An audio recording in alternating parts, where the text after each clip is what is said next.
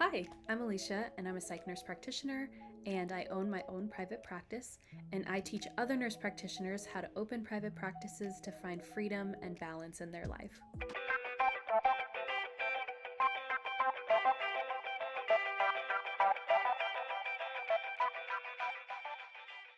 Today, let's talk about marketing. This is the absolute most frequently asked question from people that I mentor. So I'm going to give you an overview today. This could be an hours and hours long video, but I will give you just the overview. So one really great strategy for marketing is going to be really optimizing and making good content for your website.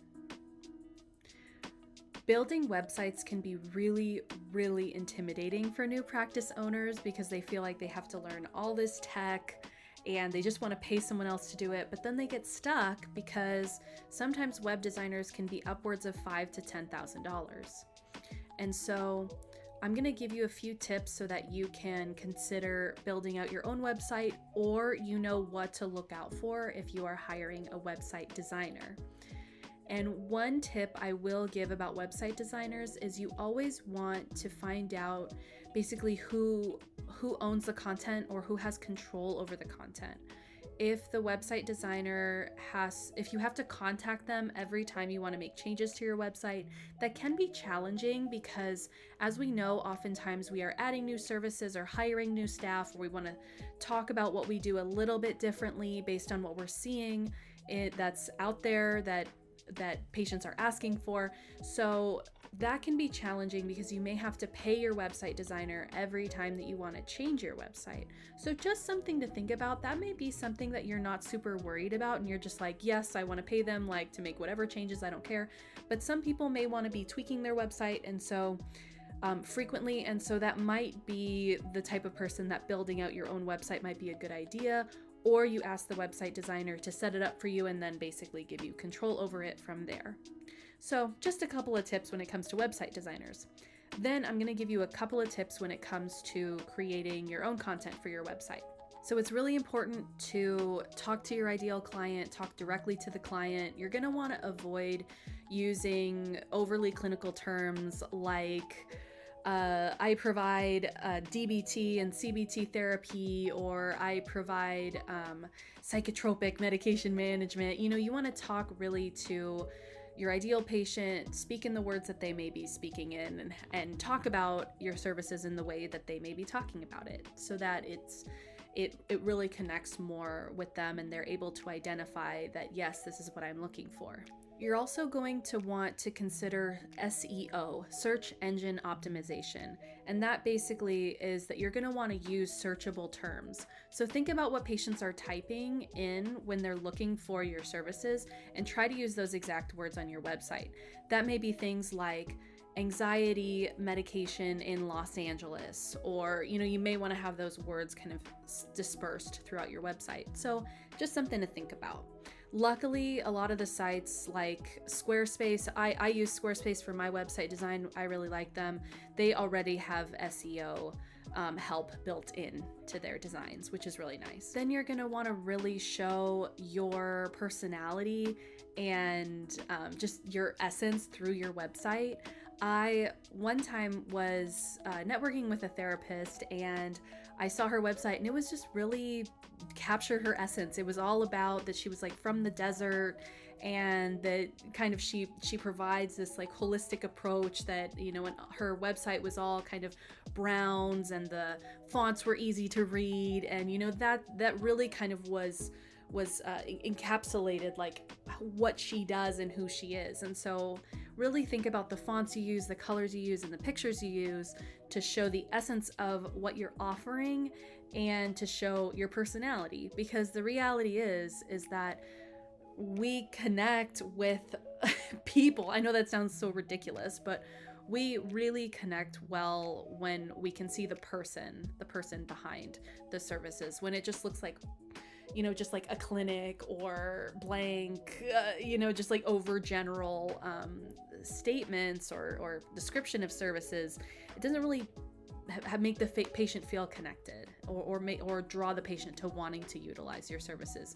You may be dynamic and super qualified, and it's possible that cannot show through a website. And so it's important to show these things and show what you're really good at, so the patients that are looking for you can find you. Let's talk about what makes a strong Psychology Today profile. So in case you don't know, Psychology Today is basically a searchable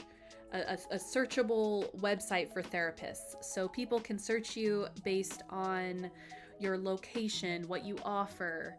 And so it's oftentimes where many professionals send patients to find therapists. I have the patients that have found me on Psychology Today, they usually say something like, my general practitioner or my primary care doctor just told me to go on Psychology Today and type in my zip code, and that's how I found you because you're close to my house, So that would be, I have found that being on Psychology Today can be a good way to get you started. It has not provided me tons of referrals, like you still have to do other means of marketing, but it certainly can be a very, very good website to be a part of. And so their membership right now, I believe, is $30 a month, so pretty affordable for new practice owners as well. So Psychology Today, there are a few elements that are really important. So do me a favor and go look and try to search for a therapist for yourself on Psychology Today and see how the profiles are presented.